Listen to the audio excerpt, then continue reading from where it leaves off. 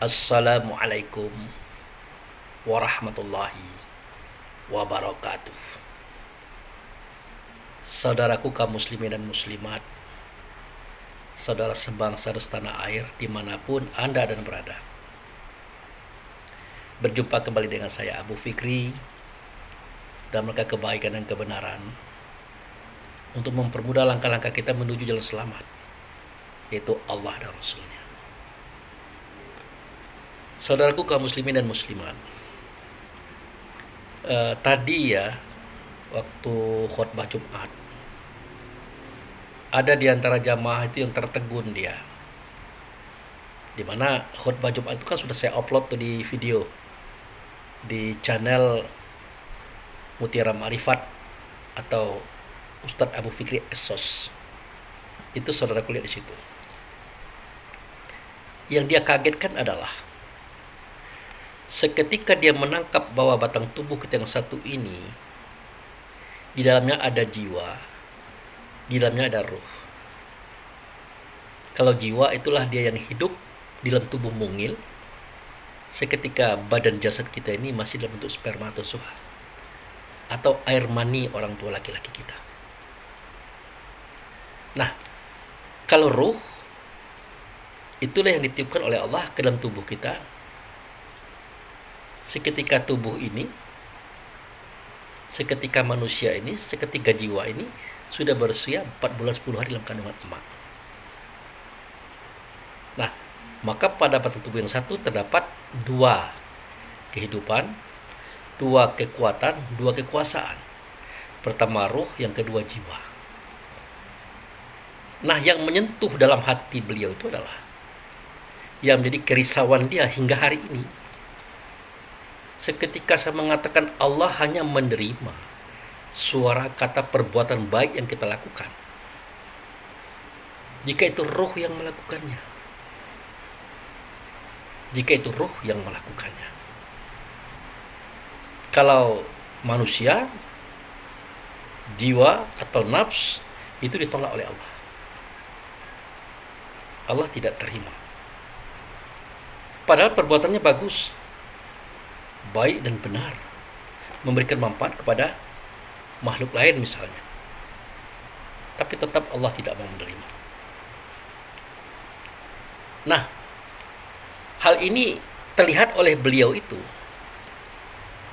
seketika saya mengatakan, seketika ruh dengan ingatannya, dengan perasaannya, dengan kesadarannya pergi ke mall, ke pasar, ke kebun, menghitung uang, merancang rapat macam-macam. Seketika roh melakukan itu. Lalu siapakah yang berdiri, yang ruku, i'tidal, sujud, duduk, yang membaca kata Allahu Akbar sampai salam? Itu siapa? Apakah roh juga? Jawabnya bukan. Itu bukan ruh yang melakukan, tapi jiwa atau nafs atau manusia. Hanya saja manusia, jiwa atau nafs itu dia akan sama berfungsi seperti ruh jika ruh itu dalam kondisi jaga. Artinya dalam kondisi bukan tubuhin tidur, tidak, tapi dalam kondisi jaga. Dia akan berfungsi yang sama. Nah, di sini kealfaan kita. Seketika kita tidak ingat, kita tidak merasakan, kita tidak sadar, sementara aktivitas hidup berjalan, bersuara, berkata, berbuat, itu kita kira ruh juga. Padahal bukan. Tetapi manusia itu yang berbuat, jiwa itu yang berbuat, nafsu itu yang berbuat. Sebegitu tipisnya perbedaan antara ruh dengan jiwa itu, saudara. Nah, kalau kita lihat dalam konteks sholat, real adanya, Allah tidak menerima sholat kita, ibadah kita, keinginan kita bertemu dengan dia, kalau yang melakukan itu adalah manusia. Dari mana kita tahu? Nah itu, fawailul lil musallin alladzina hum an salatihim sahun. Celakalah mereka yang sholat, yang di dalam sholatnya mereka lalai, mereka tidak ingat, mereka tidak merasakan, dan mereka tidak sadar. Artinya mereka tidak melakukan. Celaka dia, karena dia tidak sholat. Tapi Pak Abu, kami melihat dia berdiri, ruku, i'tidal, sujud, duduk, dia membaca Allahu Akbar sampai salam, bahkan dia memimpin kami sebagai imam. Nah, itulah persoalannya. Disitulah persoalannya, saudaraku. Di mana persoalannya sangat tipis sekali persoalannya. Tipis sekali perbandingannya. Nah, itu. Nah, jadi kalau sholat saja, karena bukan ingatan kita, perasaan kita, kesadaran kita melakukannya, berarti bukan ruh yang melakukannya. Allah tolak. Allah tidak terima. Walaupun kita bersuara mengucapkan Allahu Akbar sampai salam, kita tegak, ruku, i'tidal, sujud, duduk, tetapi kita ini masuk dalam manusia, bukan ruh. Tidak masuk dia. Tidak masuk dia. Tertolak dia. Jadi ini adalah dalil yang nyata. Dasar yang nyata untuk kita mengatakan setiap suara, kata, dan perbuatan yang akan kita lakukan di luar sholat atau sebelum masuk waktu sholat, jika tidak dengan ingatan, dengan rasa dan kesadaran, itu ditolak. Karena ukurannya, standarisasinya adalah sholat tadi. Maka hati-hati, saudara. Kajian ini sangat tipis. Perbandingan, perbedaan sangat tipis. Sementara kita di luar sering memberi sedekah, membantu orang, meringankan persoalan orang. Tidak satu pun orang yang mengatakan itu tidak benar. Semua orang mengatakan itu benar, itu baik, itu amal soleh. Kata orang begitu. Tapi seketika itu dilakukan spontanitas, di luar ingatan, di luar perasaan, di luar kesadaran kita, Allah tidak mau. Allah pengennya kita ketika kita bersedekah, kita membantu orang, meringankan beban orang, Allah tahunya itu dilakukan dengan ingatan, dengan perasaan, dan dengan kesadaran. Itulah ruh pelakunya. Nah, bagaimana cara kita mengingat ini? Itu yang perlu kita latih. Makanya ada dalam sebuah hadis Nabi, nanti di pengadilan, Allah memutuskan seorang hamba itu dia tidak punya pahala apa-apa, tidak memperoleh hasil apa-apa dari amaliyahnya selama dia di dunia. Malaikat protes, ya Allah, ini tulisannya ada, catatannya ada, dia berbuat baik, dia berbuat benar, dia memberikan bantuan, dia menolong, meringankan orang lain, ini ada catatannya. Kenapa tiba-tiba kok di sini kosong? Maka dikatakan oleh Allah saat itu, aku lebih tahu daripada kamu tentang amaliyahnya dia itu. Apa persoalannya ya Allah? Karena dia beramal dengan riya, dengan menampakkan. Kita belum menangkap maksud Allah. Dia melakukan itu dengan riya, dengan menampakkan. Kita pikir dia membangga-banggakan, menunjuk-nunjukkan. Ternyata maksudnya adalah dia melakukan itu dengan sesuatu yang nyata, sesuatu yang tampak. Itulah manusia, itulah jiwa, itulah nafs. Tampak ia pada tubuh badan jasad. Karena dia melakukan seperti itu, maka tertolak ada dia itu. Maka bertanya lagi malaikat, Seandainya itu ruh yang melakukan, dengan ingatannya, dengan kesadarannya, dengan perasaannya, engkau terima dianya. Kan realitasnya kan di tubuh juga, di badan juga, di jasad juga. Benar kata Allah. Benar. Tapi pernahkah engkau tahu? Apakah engkau terlupa bahwa dalam tubuh yang satu itu ada dua kekuatan, dua kehidupan, ada dua kekuasaan. Yang satu ruh, yang satu jiwa. Intinya, kalau jiwa melakukannya, aku tidak mau menerima. Tapi kalau ruh itu yang melakukannya, baru aku terima. Ciri-cirinya apa? Dia melakukan itu dengan rasa, dengan ingatan, dengan kesadarannya. Dia paham dengan suaranya, dia paham dengan katanya, dia paham dengan gerakannya. Terasa olehnya. Baru aku terima. Aku terima sebagai apa? Aku terima dia sebagai hambaku. Karena dia datang, dia sampai, aku terima. Itu maksudnya.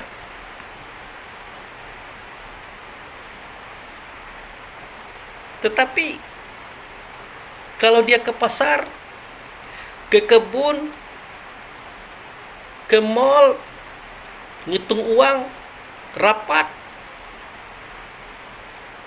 sampai dia kepadaku, datang ia kepadaku, tidak, makanya aku tidak terima. Bukan aku menolak dan pengertiannya, bagaimana aku menerima dia tidak datang, dia tidak sampai.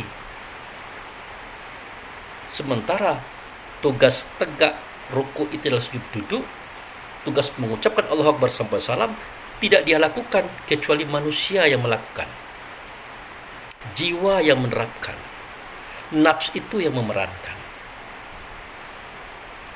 Nah, itu persoalannya, saudaraku. Makanya dikatakan oleh Allah pada surah Al-Baqarah ayat 44, kalau saya tidak salah, at-ta'muruna an-nasa bil birri wa tansawna anfusakum wa antum tatlul kitab. Adakah patut kamu suruh manusia yang mana? Ya, manusia tubuhnya, jasadnya, badannya ini, yang di dalamnya ada manusia, melakukan kebaikan, kebenaran, tetapi kamu lupa diri. Lupa diri. Dirimu itu entah kemana-mana, ngawur kemana-mana. Sementara mulutmu mengajarkan kitab. Bacaanmu bagus, makhrajnya bagus, tajwidnya bagus, iramanya apalagi, sehingga orang menangis semua mendengar kamu menjadi imam. Nah, berakal enggak kamu itu, kata Allah? Berakalkah kamu saat itu? Maka dikatakan at-ta'muruna nas bil birri wa tansawna anfusakum wa antum tatlul kitab afala ta'qilun. Berakal enggak kamu? Makanya pada surah Al-Baqarah ayat 43 dikatakan oleh Allah, wa aqimus shalah wa atuz zakah warka'una ma'arakiin. Dirikanlah sholat, bayarkanlah zakat. Sholat itu didirikan. Yang sholat itu berdiri. Siapa yang sholat? Tubuh? Bukan. Yang gaib di dalam tubuh itu, dia adalah ruh. Manusia gaib juga, tapi bukan dia dikehendaki oleh Allah. Makanya kalau kita lihat surah Al-Baqarah yang bunyinya alif lam mim, zalikal kitabu la raiba fihi hudal muttaqin. Alif lam mim, sedemikian itu kitab tidak ada keraguan padanya. Karena alif lam itu Allah, mim itu adalah Muhammad. Allah itu kitab, karena dia menyimpan awal dan akhir, zahir dan batin. Tidak nyata itu mungkin nyata pada Muhammad, maka Muhammad itu dibaca, dilihat, dirasakan, maka dia bernama Quran. Pedoman bagi orang bertakwa yang tidak ada keraguan padanya. Ya, tidak mungkinlah ragu kepada Allah dan Rasul. Siapa yang bertakwa? Allazina yu'minuna bil ghaibi. Orang yang percaya pada yang gaib. Yaitu alif dan mim tadi. Dia percaya kepada itu. Wa yuqimunas shalah. Dan dia pun mendirikan salat. Wa mimma razaqnahum yunfiqun. Jadi orang bertakwa itu adalah orang yang percaya kepada yang gaib. Karena dia gaib. Dia percaya pada yang gaib, itu Allah dan Rasul, Allah dan Muhammad. Dia mendirikan sholat. Dia pun membayar zakat. Atau menginfakkan rezeki Allah yang ada pada dirinya. Itu menunjuk kepada ruh semua itu. Percaya kepada yang gaib itu Allah dan Rasul, kepada ruh. Karena dia pernah melihat Allah nyata pada Rasul. Yang mendirikan sholat pada ruh. Yang menginfakkan harta di jalan Allah dan Rasul, ya ruh. Sehebat-hebat orang bekerja mencari uang, apakah dia petani, pedagang, buruh, pegawai, atau apa, itu bukan tubuh yang punya uang, bukan manusia yang punya uang, ruh itu yang punya. Karena tubuh itu adalah casingnya, alat kerjanya, kendaraannya. Walaupun tubuh itu ada kehidupan, namanya manusia. Jiwa atau nafs. Itu persoalan saudara. Bayangkan betapa banyak perbuatan baik kita, perbuatan benar kita, bahkan membantu orang, menolong orang. Tidak ada orang yang mengatakan kita salah. Semua orang mengatakan kita dermawan. Tapi seketika itu ditimbang di pengadilan Allah nanti, Allah mengatakan tidak ada yang dia buat. Aku tolak karena dia tidak sampai kepadaku. Sementara malaikat protes, ini catatannya, ini beritanya, ini kisahnya, ini tanggal, ini jamnya, ini saatnya, ini pekerjaannya. Lalu kenapa kok bisa tidak ada? Karena yang mengerjakan saat itu bukan dia, tapi manusia. Jiwa, nafs. Gitu. Nah, inilah yang menjadi sesuatu menarik bagi saudara kita yang ada di masjid tadi. Sampai sekarang dia masih belum menerima. Ya jangankan dia, kita juga mungkin belum akan menerima. Bagaimana mungkin Pak Abu Fikri, kebaikan kita, kebenaran kita, di saat kita buat baik kepada anak istri, kepada masyarakat, tiba-tiba Allah tidak menerima. Maka Allah sendiri akan jawab, aku akan terima kalau kamu datang kepadaku, membawa apa yang kamu buat. Tapi kan kamu tidak datang kepadaku. Kamu kan tidak membawa apa yang kamu buat. Di saat tubuh badan jasadmu, manusiamu berbuat dengan perbuatan kebaikan itu kan kamu kemana-mana. Kamu kan ngalur ngidul. Makanya aku tolak apa yang kamu buat karena kamu riya. Kamu menampakkan. Dalam artian lain, kamu melakukan itu, yang nampak itu yang melakukan. Manusiamu itu yang membuat, yang nyata ia pada tubuh badan jasad. Makanya malaikat berkata, kalau ruh berbuat kan nampak di tubuh juga. Ya Allah, benar. Tapi beda. Kalau ruh itu berbuat, dia dengan ingatannya, dengan perasaannya, dengan kesadarannya. Mantap kepada Allah dan Rasul.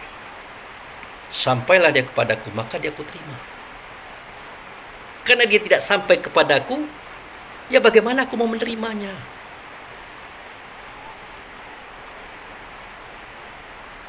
Kebaikannya hanya penuh di dalam buku-buku catatan kau, hai Raqib dan Atid. Kebaikannya penuh untuk memberikan kebaikan kepada masyarakat di lingkungannya, anak istrinya, itu diakui. Nah, dalam hal ini saudaraku ingat, kelalaian kita seketika kita berbuat baik, tidak menggunakan ruh, tidak menggunakan ingatan, rasa, dan kesadaran, itu bukan dosa. Kita katakan ini bukan dosa loh, tetapi ini kelalaian yang mengakibatkan kita rugi. Lalu kenapa Pak Abu Fikri mengatakan ini bukan dosa? Ya karena tidak merugikan orang, tidak menyakiti orang. Bahkan orang senang, orang tertolong, terbantu oleh karena perbuatan kita yang baik-baik. Nah, di hadapan Allah ini bukan dosa, bukan keburukan, tetapi kelalaian. Makanya fawailul lil musallin. Celakalah atau neraka wailah bagi mereka yang sholat, di dalam sholatnya lalai. Itu ukuran. Dia sudah sholat tapi dia celaka. Dia sudah sholat masuk neraka juga karena tidak ada modal untuk masuk surga. Semua modal yang dia buat itu ternyata manusia yang buat, jiwa yang buat, nafsu yang buat, bukan dia. Lalu bagaimana solusinya Pak Abu Fikri? Nah itu, dia kembali kepada sholat tadi. Mulai pada niat. Niat itu kan dia menyengaja dengan kesadarannya. Itu yang disebut dengan niat. Niat adalah dia menyengaja dengan kesadarannya untuk melakukan pekerjaan yang hendak dia buat. Itu terhadap perbuatan apapun. Makanya kullu a'malu binniyat. Setiap perbuatan harus dengan niat. Artinya harus dengan kesadaran, dengan ingatan, dengan rasa, yakin full kepada Allah dan Rasul. Kan sudah dijelaskan. Tapi kok tidak dengan niat, spontanitas. Dan ini bukan dosa tidak, tapi kelalaian yang menyebabkan pendapatan kita min, modal masuk surga kita min. Sementara kita kan manusia hidup, dosa ada juga, kesalahan ada juga. Nah, kadang-kadang banyaklah dosa, kesalahan ini yang terjadi ketimbang kebaikan kita, ulah karena kebaikan tidak tercatat, kebaikan tidak tercover. Makanya tetap neraka wail lah bagi kita. Jadi neraka wail itu adalah neraka bagi mereka yang sholat, tetapi yang melakukannya bukan ruh, bukan diri sebenar diri, melainkan tubuh dan jasad manusia atau jiwa. Oke saudaraku, itu saja. Semoga bermanfaat. Lebih dan kurang saya mohon maaf. Wabillahi taufiq wal hidayah. Assalamualaikum warahmatullahi wabarakatuh.